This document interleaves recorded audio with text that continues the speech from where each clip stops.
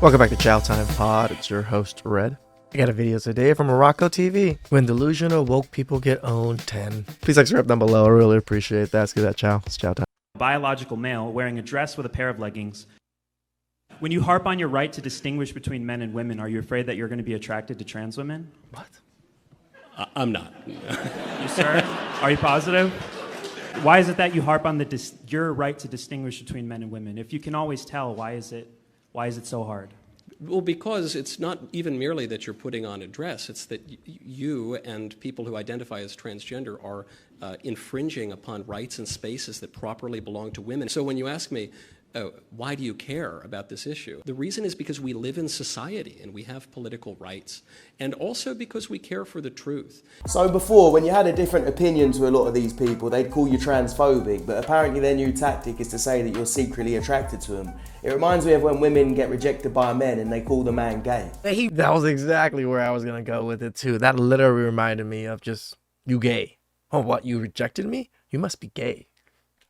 Really like funny, like he down to earth. I'm like, all right, cool. So I told him that I broke up with him. I'm like, said like, what's up now? He was like, you didn't break up with him. Like, no, you didn't. And I didn't, but I'm like, this gay. Like, how you not? You see how up that is? You see that? Because he wasn't interested, just he gotta because be you don't gay. want that, I don't want none. That's crazy.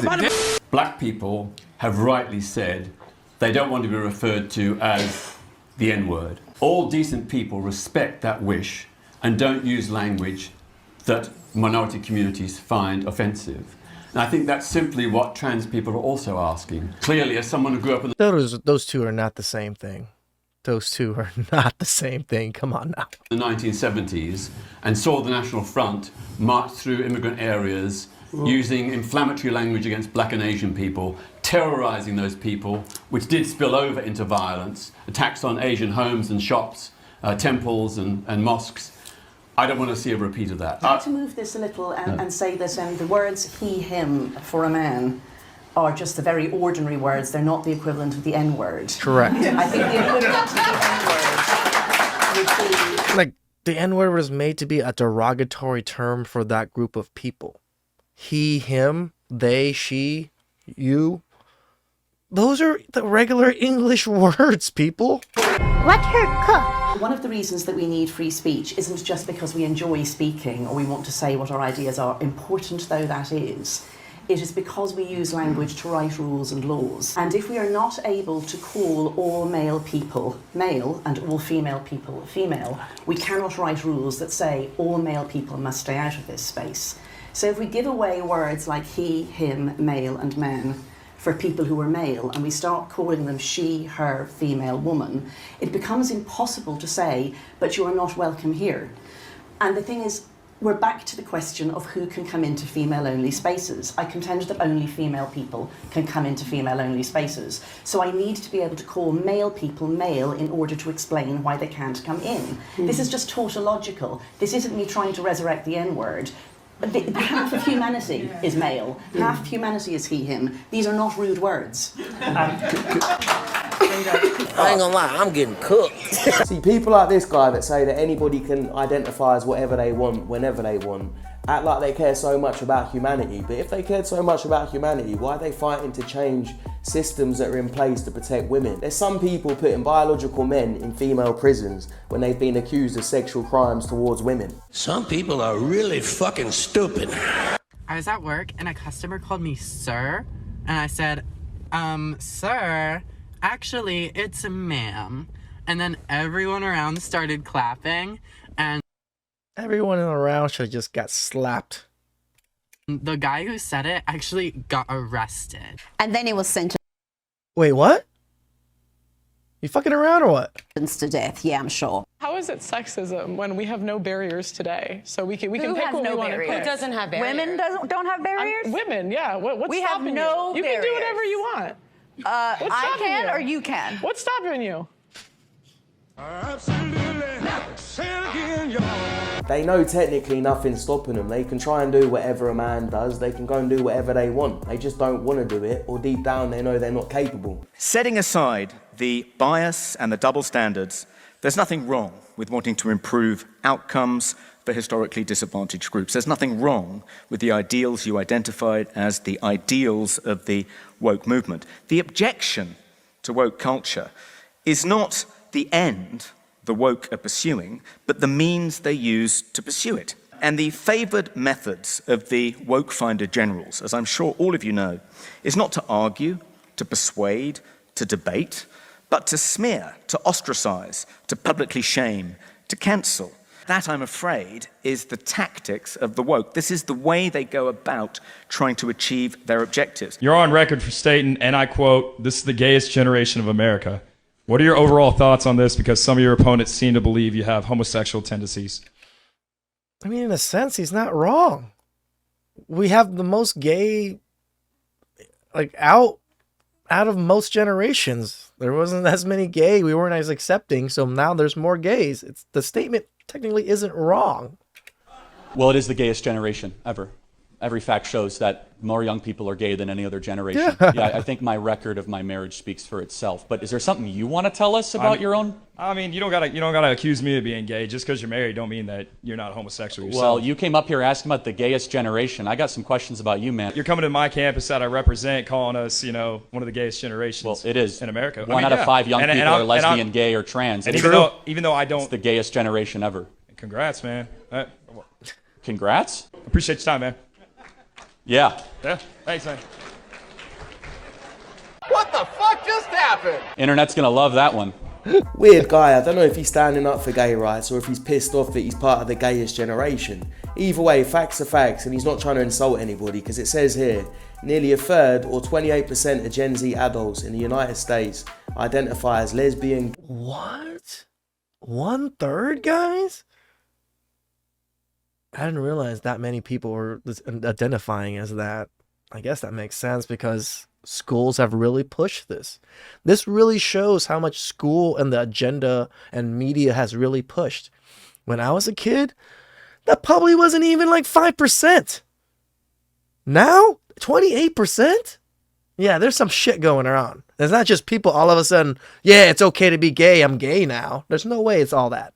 Gay, bisexual, transgender or queer, a larger share than older generations. If you were to describe what it means to be a man or to be masculine. I'm Griffin, and I don't identify as a man. I'm non-binary. I still have elements of, my identity that are masculine, elements that are feminine, elements that don't fall within that range. I personally just don't feel tied to the norms or the confines of gender at all. I think that the notion of masculinity is just something that can be possessed by man or woman.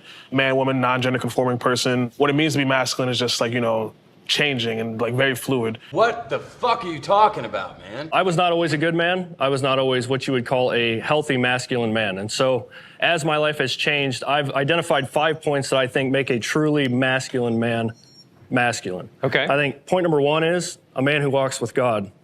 Point number 2 is a man who stands on principle. Point number 3, which is a masculine man, is self-sacrificing. So someone who is willing to sacrifice for point 4, the people that he leads. A true man is a leader. And number 5, a masculine man is never a coward. Fellas, do not allow society or anybody make you think that being a masculine man is a toxic bad thing. Forget this toxic masculinity bullshit. There's only toxic people. You can get toxic women, toxic men. When shit hits the fan and there's a war, it's masculine men that come to the rescue. It's not weak men that are not proud to be men. Dear leftists, I'm very happy to take part in this debate about democracy in Europe. So let me give you some example of very major democracy in Poland. Polish nation rejected you, dear leftists, 8 times. 8 times in a row you have lost elections in Poland. So get used to it, because you're gonna lose again. Let me give you some data about Poland and Polish democracy. The lowest unemployment in European Union is Poland. The highest GDP after COVID in European Union is Poland. One of the lowest debts in European Union is Poland. So don't give us this rubbish. We don't need your doctors. We don't need your engineers. Take them all and pay for them. Because there's 0 terrorist attacks in Poland. Why? Because there is no illegal migration in Poland. So don't give me this look. I mean, can you blame Poland for not wanting to be part of the woke madness that's spreading all over Europe and America? It's getting ridiculous. Like I said, I'm for immigration, at least for the U.S. I understand, because I was an immigrant myself. Technically, I'm still an immigrant. I wasn't born here, so I'm not first generation. But I totally understand why people would not want certain set of people, especially certain refugees from certain countries, coming over to the country willy-nilly, whatever they want. At least when I came here, we were sponsored. My aunt, my oldest aunt, and her husband sponsored my family over here, which was me, my father, and my mother. And we came here and we worked hard. We did everything that we were supposed to do. Pay taxes, try not to rely on the government, do our own thing, run our businesses. I do understand that there's less of people like me that are immigrants than there are. So I am going to spend the next minute screaming, because that is what is going on in here. Shut the fuck up! Trans women should be allowed in women's sports. So you look, for example, at someone like Leah Thomas, who was the swimmer from UPenn, who came first in her event. If you look at her statistics from her freshman year when she was competing in the male division to where she was at by her senior year or junior year, whatever last year was, when she was competing and winning the tournaments, as she started to take estrogen and hormone replacement therapy and things like that, her statistics went down a lot. And the difference between her and the male world record and the difference between her and the women's world record were pretty much the same when she was competing as a man versus competing as a woman. A lot of other biological factors outside of hormones, we think, play a much bigger impact on what sports are, when really the only difference that tends to happen is hormones and the way you can build muscle mass. Did he say anything to you that persuaded you to move to the disagree line? No. Biologically born women should only be able to compete with the women, and then biologically born men should only be able to compete with the men. Because why? I feel like what he said about the different body mass, muscle mass, I do understand that they do take hormone blockers to help with that, but I still feel like there may be some sort of disadvantage. I said it before, but let's just allow biological men to compete against women in sports. Not just so donuts like this can see just how bad it would be and how it would ruin women's sports, but also so we can all get rich and place bets on the biological men. True. Tell them to bring me my money.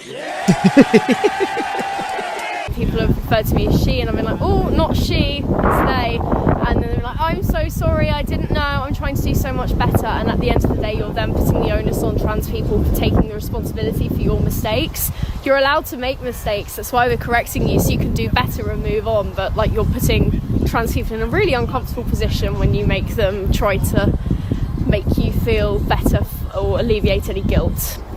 I think it is about being patient with people, but also we're not just going to be patient for anyone, because you need to actually be making an effort. These are new things and they do take time to learn. Look, pronouns and gender aside, it's crazy to me that so many of these donuts are coming out of universities.